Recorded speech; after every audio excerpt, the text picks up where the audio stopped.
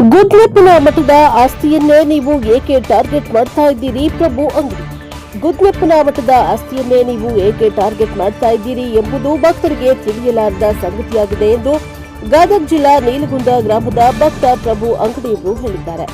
ಪಟ್ಟಣದ ಗುದ್ನೆಪ್ಪನ ಮಠದಲ್ಲಿ ಏಪ್ರಿಲ್ 2ರ ಗುರುವಾರದ ದಿವಸ ನೀಲಗುಂದ ಮಲ್ಲಿಗೆವಾಡ ಗ್ರಾಮದಿಂದ ಆಗಮಿಸಿದ ಭಕ್ತರು ಗುದ್ನೇಶ್ವರ ಮಠದಲ್ಲಿ ಗುದ್ನೇಶ್ವರನ ಮಠದ ಆಸ್ತಿಯ ವಿಚಾರವಾಗಿ ಪತ್ರಿಕಾಗೋಷ್ಠಿಯನ್ನು ಹಮ್ಮಿಕೊಳ್ಳಲಾಗಿತ್ತು.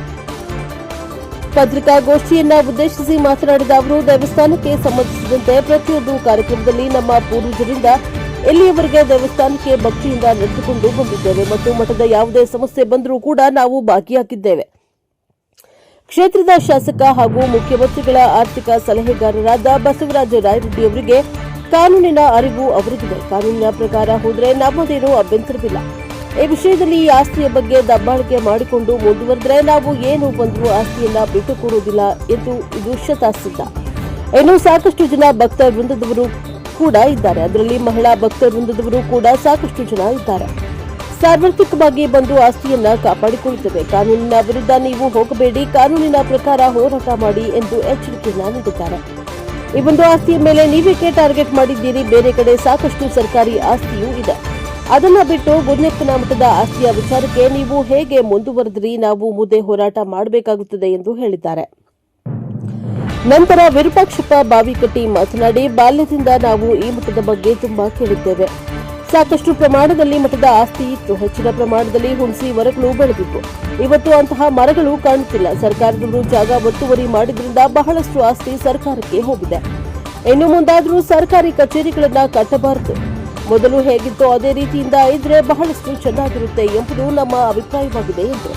ಈ ಸಂದರ್ಭದಲ್ಲಿ ಗದಗ ಜಿಲ್ಲೆ ನೀಲಗುಂದ ಭಕ್ತರಾದ ಬಸಪ್ಪ ಪೂಜಾರ್, ಶೇಖಪ್ಪ ಕಟ್ಟಳ್ಳಿ, ಬಸಯ್ಯ ಸಾಲಿಮಠ, ಮಂಜಪ್ಪ ಇಟ್ಗಿ, ವೀರಭದ್ರಪ್ಪ ತಿರ್ಲಾಪುರ, ಚನ್ನಪ್ಪ ತಿರ್ಲಾಪುರ, ಸುಭಾಷ್ ಯತ್ನಳ್ಳಿ ಮತ್ತು ಧಾರವಾಡ ಜಿಲ್ಲೆ ಹುಬ್ಬಳ್ಳಿ ತಾಲೂಕು ವಿಡಿ ಬಾವಿಕಟ್ಟಿ ಮಲ್ಲಿಗವಾಡ ಭಕ್ತರಾದ ಬಸಪ್ಪ ಜಕ್ಲಿ, ಶಿವಯ್ಯ ಬಾಗೇವಾಡ, ರಾಮಣ್ಣ ಮೆಣಸಿನಕಾಯಿ, ಗುರುಪಾದಯ್ಯ ಹೆಬ್ಬಾಳಮಠ, ಬೂದಯ್ಯ ಬಾಗೇವಾಡ ಮಠ, ಚಂದ್ರಶೇಖರಪ್ಪ ಸಲಟನಹಳ್ಳಿ, ಗುರಯ್ಯ ಕಡೆದ ಇತರರು ಹಾಜರಿದ್ದರು. Bureau report Chennayya Hiremath, Praja power TV, Kukanur.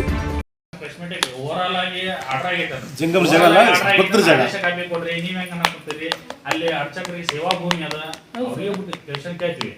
ಹೇಳಿದಾಗ ಅವ್ರನ್ನ ಆಯ್ತು ಗೌರ್ಮೆಂಟ್ ವ್ಯಾಲ್ಯೂಯೇಷನ್ ಏನೈತೆ 12 ಲಕ್ಷ ಏನೈತಿ ಅದ್ರ ಬಗ್ಗೆ ವ್ಯಾಲ್ಯೂಯೇಷನ್ ಹೆಚ್ಚು ಮಾಡಿಸ್ಕೊಡ್ತೀನಿ, ಜಾಗ ಕೊಡ್ಸ್ರಿ ನೀವು ಅಷ್ಟ ಅಂತ ಆಯ್ತು ಬಿಡ್ರಿ. ನಾವು ಅದನ್ನ ಹೋಗ್ತೀವಿ. ಈಗ ಅವ್ರು ಖರೀದಿ ಮಾಡ್ತಿರ್ತಾರಲ್ಲ ಆಸ್ತಿನ ಗೌರ್ಮೆಂಟ್ ವ್ಯಾಲ್ಯೂಯೇಷನ್ ತಗ ಮಾಡ್ಕೊಂತಾರ. ಯಾವ್ದ್ರಿ ಅವ್ರು ಯಾರು ಖರೀದಿ ಮಾಡ್ತಿರ್ತಾರೆ?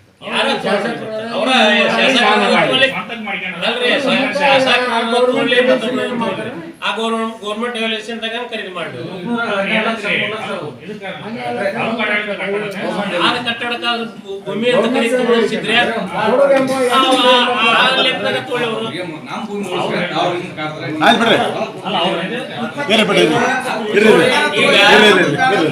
ಈಗ ನೀವು ನಮ್ಮ ಊರಿನ ಗೆಸ್ಟ್, ನೀವು ನಮ್ಮ ಭಕ್ತರು, ನೀವು ನಿಮ್ಮ ನೋವನ್ನು ನಿಮ್ಮ ಕಷ್ಟಗಳನ್ನು ಹೇಳ್ಕೊಂಡ್ರಿ, ಅದನ್ನ ನಾವು ಪ್ರಚಾರ ಮಾಡ್ತೀವಿ.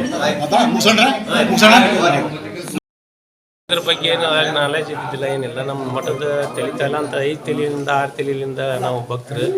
ಈಗ ನಮ್ದು ಏನು ಹಿಂದೆ ಹಿರಿಯರು ಮಾಡಿದ ಸಲಹೆಯನ್ನು ನಮಗೇನು ಗೊತ್ತಿದ್ದಿಲ್ಲ. ಈಗೆಲ್ಲ ಗೊತ್ತಾಗಿಂದ ನಾವೇನು ಈ ಮಠಕ್ಕೆ ಎಷ್ಟು ಆಸ್ತಿ ಐತಿ ಏನು ಅನ್ನೋದು ಗೊತ್ತಾಯ್ತು. ಈಗ ಸುಮಾರು 211 ಎಕರೆ ಜಮೀನು ಐತಿ. ಇದ್ರಾಗ 211 ಎಕರೆ ಜಮೀನು ಐತಿ. ಆ ಜಮೀನು ನಾವೆಲ್ಲ ಕಾಗದ ನಾವು ಇದು ಮಾಡಕತ್ತೀವಿ. ಇವ್ರು ಇಲ್ಲೇ ಲೋಕಲ್ನವರು ಎಲ್ಲ ತಿಳ್ಕೊಂಡು ಈ MLA ಏನು ಮಾಡಕತ್ತಾರ ಅಂದ್ರೆ ಗೌರ್ಮೆಂಟಿಗೆ ಅಕ್ವೈರ್ ಮಾಡಿಕೊಂಡು ಶಾಲೆ ಕಾಲೇಜ್ ಕಟ್ಟುತ್ತಾರೆ. ಅದಕ್ಕೆ ನಾವು ವಿರೋಧ ಇದೀವಿ. ನಮ್ಮ ಆಸ್ತಿ ನಮಗೆ ಬಿಟ್ಟು ಕೊಡಲಿ ಅಂತೇಳಿ ಕೇಳ್ಕೊಂಡು ಅಷ್ಟೇ. ಒಟ್ಟಾರೆ ಈಗ ನಿಮ್ಮ ಹೋರಾಟ ಭಕ್ತರದ ಈಗ ಸರ್ಕಾರಿ ಆಸ್ತಿ ಅಂತ ಹೇಳಿ ಏನೋ ಕಟ್ಟಡಗಳನ್ನ ನಿರ್ಮಾಣ ಮಾಡ್ಬೇಕಂತಾರ, ಅದಕ್ಕೆ ವಿರೋಧ.